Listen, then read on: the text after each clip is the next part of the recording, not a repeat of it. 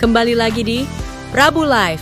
Yang mau kepo saksikan gosip-gosip hari ini, selamat menonton. Ini terkait Mbak Feni di Pengadilan Agama Jakarta Pusat. Ya, kita baru saja menghadiri sidang pertama.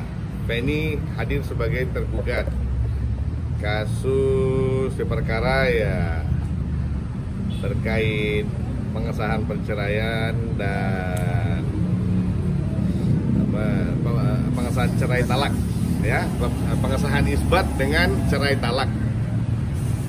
Jadi agak bingung juga nih, karena awalnya mereka nikah tidak ada alasan, ya, tidak secara hukum mereka nikah. Mereka menikah ada buat surat pernyataan. Jadi agar lebih kita jelaskan ya secara komplit gitu. Mereka ini menikah ada buat surat pernyataan pada tahun 2021 bulan 3. Oke. Sementara status si lelaki, si A, cerai resmi dengan istrinya yang pertama, Emilia, itu November 2021. Jadi cerai resmi dari istri sebelumnya 2021, dia bikin surat pernyataan nikah dengan Feni 2021 Maret, sementara pengadilan putusin perceraian dia dengan pernikahan sebelumnya di bulan November. Jadi ini berlaku surut nih, kan gitu. Nah, di dalam gugatan pengacaranya yang pastinya mendapatkan info dari kliennya mengatakan bahwa Feni dengan si A itu sudah tidak harmonis sejak 2019. Ternyata padahal Feni kenal dengan si A baru tahun 2021. Ya. Jadi gue nggak tahu entah kurang tidur atau salah dengar atau gimana ya gitu. Jadi ya mereka lah, biar mereka yang mengkoreksi bagiannya mereka. Lalu ada juga di gugatan itu dibikin bahwasannya Feni yang menghadirkan pamannya sebagai wali nikah. Sementara Feni sendiri tidak pernah mengenal wali nikah tersebut. Ada 2 orang warga negara Pakistan yang menjadi saksi nikahnya, ya, warga negara Pakistan waktu itu ya. Iya. Itu teman-teman dari si A, mereka warga negara Pakistan dan mereka masih warga negara asing menjadi saksi pernikahannya. Nah, itu adalah teman-teman dia sendiri. Dan Feni berdomisili di Cibubur, tapi pernikahan dibuat di Purwakarta. Oke. Desa apa? Desa. Jadi ada surat pernyataan, ada surat keterangan domisili dari kepala desa setempat yang menyatakan si A dan Feni tinggal bersama di Desa Gardu, Kecamatan Kiara Pedes. Nah, ini surat domisili ini diduga 99,9% palsu. Hati-hati ya. Gua akan ke Purwakarta setelah ini. Oke. Jadi setelah ini, setelah wali, setelah saksi, ada hal-hal lain juga yang menjanggal di sini. Bahwasanya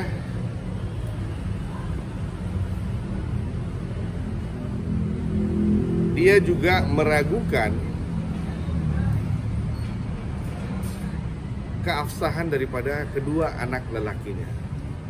Bahwasanya itu lahir untuk dia atau tidak.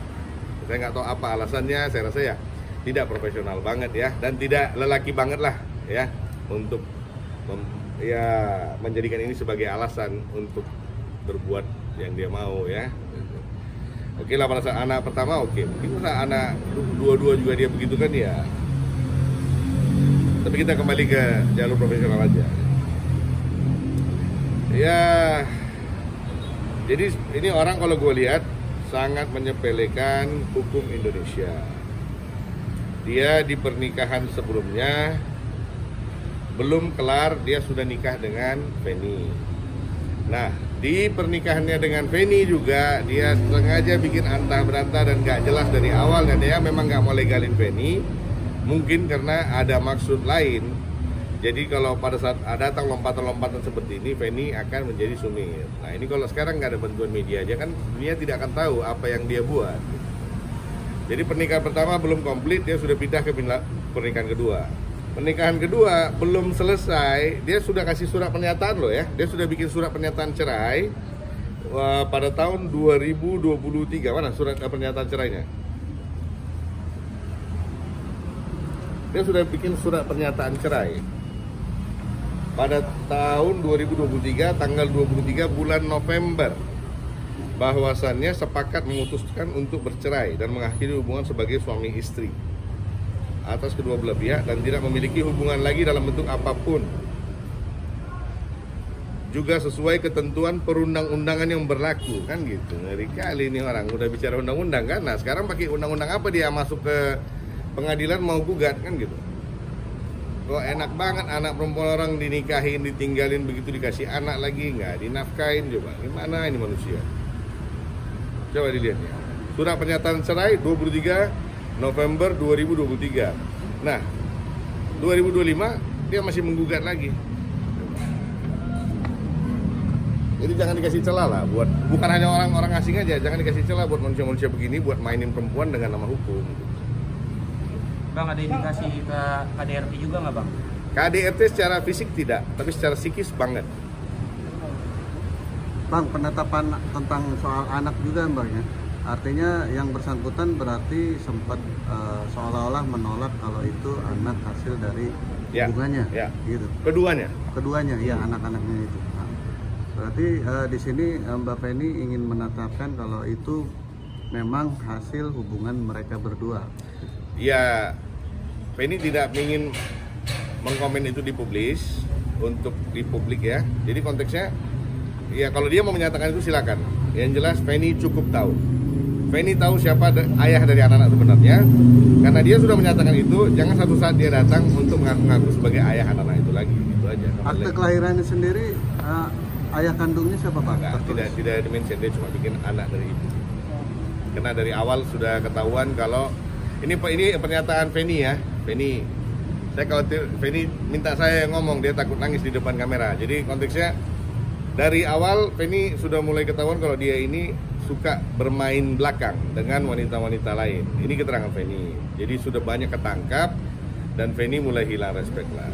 Jadi Feni mulai hilang respect, tapi tetap Feni masih dalam koridor sampai hari akhir. Sampai hari ini juga Feni tetap masih apa sendiri kan. Gak ada yang aneh-aneh gitu. Jadi kalau dia mau ngeblame wanita yang buat salah untuk menutupi kesalahan dia, ya silakan aja. Bang, saya mau nanya ke Mbak Feni dulu. Mungkin kenalnya di mana sih waktu itu? Kenalnya konten. Konten kita kan ketemu kalau sama kreator itu konten. Jadi ketemunya di sana. Terus ada bujuk rayu apa Mbak ketika itu ngajak nikah ya kan? Ada bujuk rayu apa? Ngajak nikah gitu kan? Iming-iming apa? Terus bujuk rayu apa Iming-iming apa? Iming-iming ke luar negeri pertama-tamanya itu. Luar negeri jalan-jalan. Lalu nikah di? Mau apa? Mau nikahnya di Pakistan. Tapi belum sampai sekarang. Tapi sudah terlanjur, udah on the way nikah sama yang lain nih. Oke, Bang, ini saya masih bingung ya Bang. Jangan lama-lama bingungnya Pernikahan cepat. itu kan dari 2021 sirih ya katakanlah ya sirih. Sekarang yang ada di pengadilan ini sudah isbat Bang sebelumnya. Untuk baik isbat. Pertama itu, yang kedua kalau yang belum isbat, kenapa bisa lari ke sini Bang? Ya itu, gue juga bingung sekarang gini. Kita kalau ke kantor polisi, kalau kira-kira kita bawa berita ngaco, kita ditolak laporannya. Ya, walaupun di undang-undang perdata ada yang menyatakan bahwasannya tidak ada yang boleh menolak pendaftaran, tapi kan tidak berarti orang bawa permen karet pun diterima kan. Ya, kembali lagi kita lihat aja, ini kan sudah selesai. Saya masih nggak mau banyak komen dengan majelis ya. Biar aja, nanti katanya gue bisa pengacara yang tidak sopan. Jadi biarkan mereka berlanjut. Nanti tanggal 17 kan ada sidang mediasi. Nah, nanti kita lihat gimana. Hari ini kan berarti Feni bersama Abang hadir di sini sebagai tergugat. Iya. Ya. mereka bisa menggugat, berarti kan semuanya bisa dipertanyakan. Nah, iya. Dan yang saya katakan semua kan tidak katanya, saya kasih bukti-buktinya kan. Dan sebenarnya itu bukan yang menerima. Welcome to the jungle. Hah? Nah, iya. Jadi ini Feni konteksnya akan mengikuti apa aja yang dia tempuh langkah hukumnya, silakan. Tapi yang jelas akan ada counter back dari kita juga. Itu aja. Dan tadi majelis tanya kenapa Feni hadir, malah penggugat yang tidak hadir. Nah, jadi kata Feni diduga sedang melakukan prawedding diduga.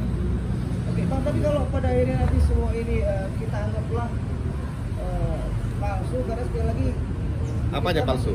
Surat-suratnya kan palsu dari pernikahan. Ya. Isbat pun nggak Iya, ada iya, ya, iya. Ada kelihatan untuk melaporkan Banget.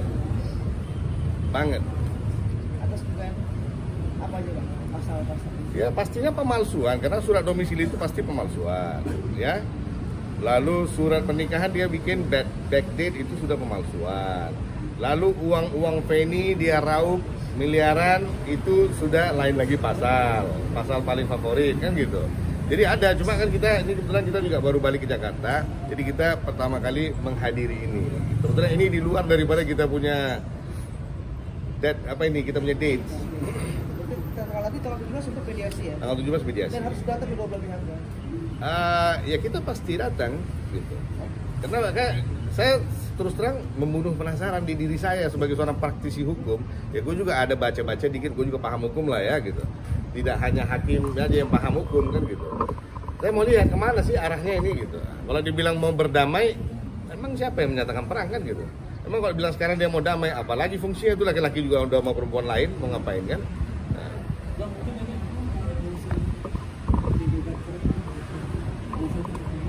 Alasannya tidak mendengar kata-kata dan selalu membuat keributan di rumah. Padahal dia buat keributan kan karena ketangkap chatting-chatting laki-laki ini dengan wanita lain, ketangkap dia sedang berhubungan dengan wanita lain, ketangkap, maka dia ya wajar dong seorang istri kan gitu.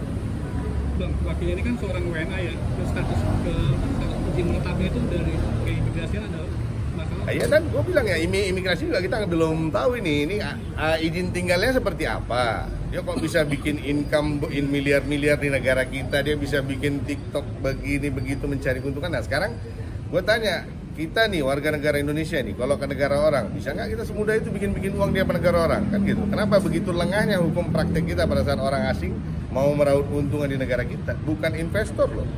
Ini negara yang sedang berkembang ya. Negara-negara seperti ini butuh manusia-manusia yang bawa duit datang ke sini, bukan ngeraut duit sini, bangun rumah, bangun hotel di negaranya. Gitu. Jadi dia nanti akan melaporkan Harus didalamin. Tapi saya sebelum ke itu semua saya mau dalamin pidananya aja dulu. Saya nggak mau muluk-muluk lah. Bang, foto bang, pegang kertasnya bang, kertas tadi mana? Feni tetap naik di stadium.